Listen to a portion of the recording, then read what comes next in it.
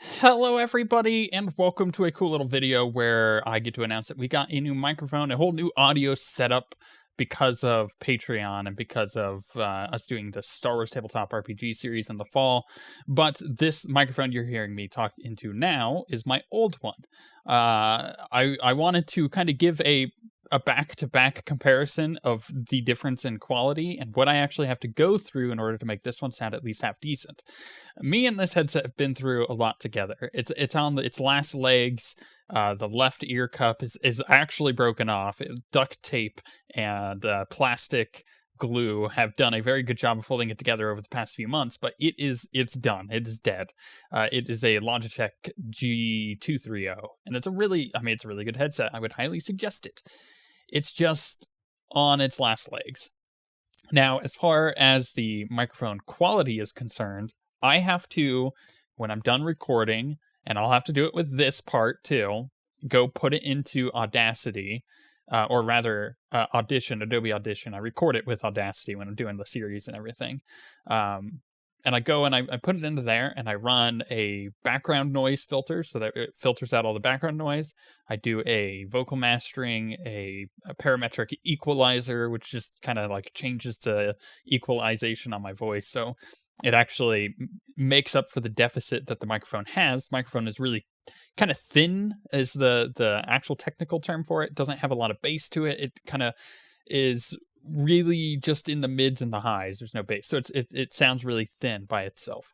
And so I have to do that, and then I do a multi-band compressor and stuff, so it makes it sound really, really good. But would you finally like to hear what the microphone sounds without any of that? This is what it sounds like. This is how the mic has sounded for the past several years. This is how my mic has always sounded, but this is without all the cool effects that I put on it. And we're back to the other one, because I think that that's enough, right? I wanted to give you the comparison of the two here. And it takes way too long to edit and do all that. That's tacking on at least 15 to 20 minutes of just editing the audio, and then let alone exporting it and putting it into Adobe Premiere and all that stuff. So now that that's done, why don't I show you what our new microphone sounds like? I'm going to warn you, it's going to sound very similar because I've done a lot of very similar things to it. But that said, I'm not processing it. There is no processing going on. It's only through our board and the actual sound of the microphone. So this is the new one. You'll notice right off the bat that it's got a lot more bass to it. It's definitely a broadcasting microphone. It sounds more like something that I would do a podcast with, or alternatively something that I would do radio with. And that is because it is a broadcast microphone. In fact, it's called the Rode, which is the company Procaster. We'll get into the microphone itself in a minute, but I want to just kind of throw a big caveat out there that with anything that is new and complicated technology, so I have a new mixing board, I have a new microphone that is really expensive, it's going to take me a while to dial it in. You know, if you play guitar and you have a new amp or a new like effects board, you don't just plug and play and it starts sounding amazing right off the bat. You know, you got to really dial it in to the way that sounds best for you and for the way that you want it to sound. So I haven't really touched anything on the board. This is pretty much vanilla on the board. I haven't really done too much editing or effects processing or anything like that. And this is what it sounds like. And it sounds incredible for that, you know, pretty much plug and play. I will dial it in over the next few months, and you will notice that it will change. The audio will change on this, but it will get more to where I want it to be and what sounds best for you guys. But right now, it sounds really freaking good for just plugging it in to the mixing board and plugging it into my computer and just going with it. Yeah, the microphone itself is an actual microphone. Like, it is a broadcasting microphone. It is an expensive broadcasting microphone. They have another model like it called the Procaster. So you're kind of starting to see the theme and how they like create the EQ for this microphone to begin with. But that microphone is a USB only microphone. And it's the same price. So that's kind of thing. These are pretty hefty, you know, $200 plus microphones. But that one, the Procaster, it wouldn't really work for us, because what we need is we need a mixing board and we need a microphone that is going to work with that mixing board. The reason we need the mixing board is because we're going to be doing the Star Wars tabletop series. And in order to do that, we need multiple microphone inputs, including outputs for very specific things. So to do that, we needed to get a mixing board. So we got the Yamaha MG10XU. It is a really nice little board. I really like it thus far. Actually came pretty quick. I was expecting it to take a little longer than it did, but it did come quick once they shipped it. And it just plugs in through a USB to my computer. I can line out it, so if I wanted to, I can, instead of like putting it into my computer, I could put it into a speaker system and stuff like that, or I could do both. It's got a lot of flexibility on it. It's got 10 channels. We're only going to be really using like 4 maximum for microphones at any given point when we're doing the series. And as far as the other ones, it's just like, line in and whatnot. But like I said, it is a standing microphone, so I can like get way far back over here. Look, I'm so far away. And then I can get real close up into sexy time with Zen, right? It's nice. It's nice having this kind of flexibility, right? Because I have a degree of microphone awareness when it comes to this stuff. I've been a musician for a while, and I understand how this all works. So the problem I always had before when recording a series is if I would laugh or if anything like that would happen, I couldn't move away from the mic, so the volume would stay the same, which means it would get real loud at certain points and would clip. Clipping is when distortion happens. Well, this won't really happen with this microphone. Not only can I move back, but it has built-in compressors. So if I get to a certain point, it will cut it off, right? It'll dip the volume down, which is really nice. And there's a couple other features with the board itself that are just things that we're going to use. Some things we're not going to use, like the effects on it. Maybe I'll throw those in every now and again. They're hilarious, but we won't really use those much. But yeah, this is a really nice microphone. And the only reason we have this and the mixing board is because of our patrons. So we had set up our Patreon a while ago, about a couple months ago, and it's gone through 2 cycles of trying to get to our goal, as in like 2 payment cycles. And it's done really well. The people who have supported us have been very generous, and it's only because of you guys that we've gotten this stuff. And the only reason we're getting this stuff is for you guys. This, sure, it helps right now, in the now, for what I'm doing already. But when it boils down to stuff we're going to do in the future, stuff that may not have been announced yet, but, people have caught on to, and then definitely the Star Wars stuff, the entire tabletop series, that is a massive production undertaking, and we need this stuff in order to do it. And you guys want to see that series happen, so you guys have supported us along the way, and like seriously, thank you from all of us, like me, Garrick, and Six. We're really happy to have this stuff. Yeah, I'm just like blown away by this. It's awesome.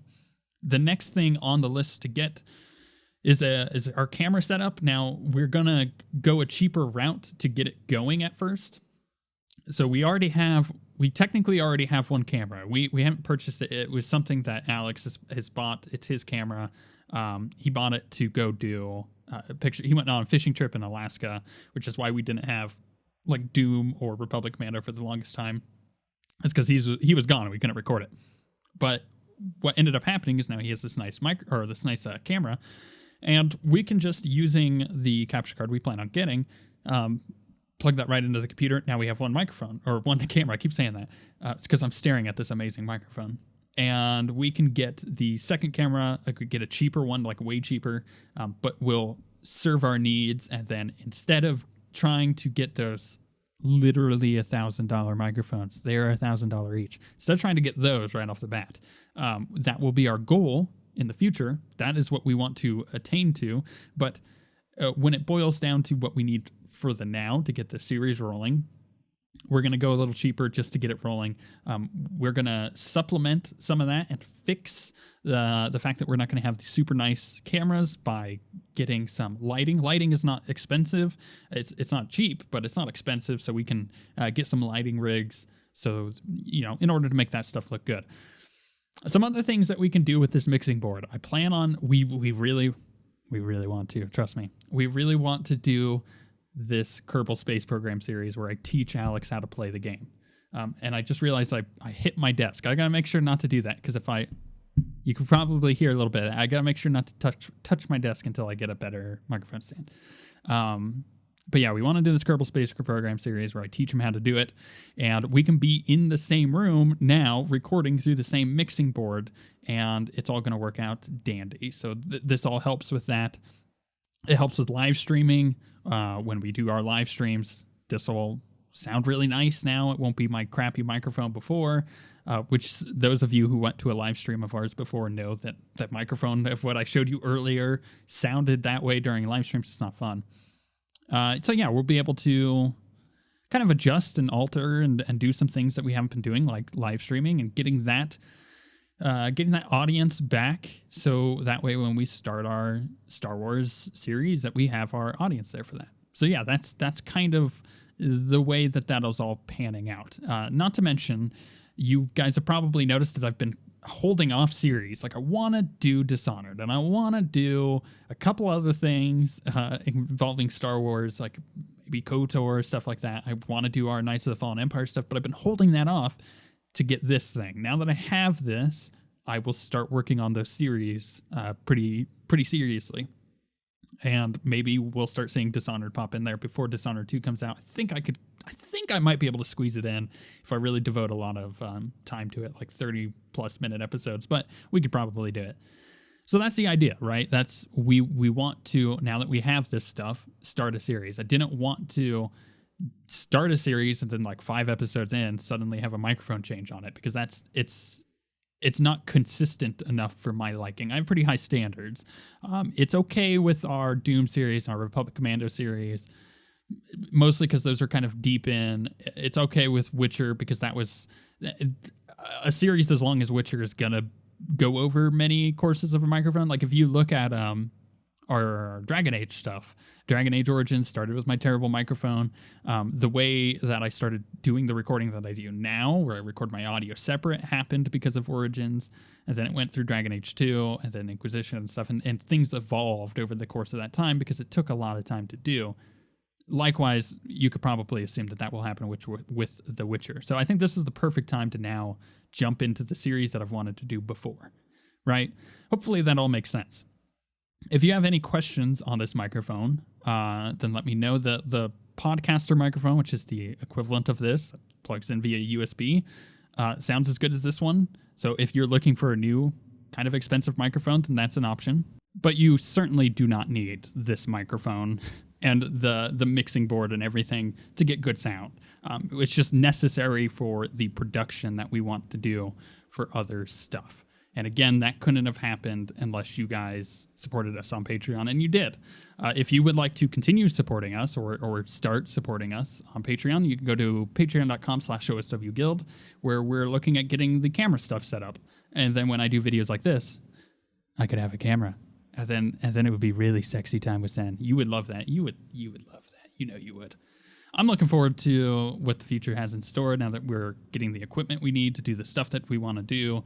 And it really just expands and frees up a lot of my creativity, because now I can do things that I hadn't done before that I was limited by because of my microphone. I know that sounds crazy, but there is actually a huge list of stuff that I can now do. And I'm really excited for it. So with that being said, I'm going to go do like The Witcher, because I'm excited to use this thing. And maybe, some other things like Doom, maybe some Republic Commando, get some of those done. I don't know. I think there's one more episode of Republic Commando before the microphone switchover will happen. So you'll have to deal with one more episode of something that doesn't have the good microphone. I'm sorry, but it will eventually. So with that being said, thank you for watching. Thank you for supporting us especially. And we shall see you guys next time.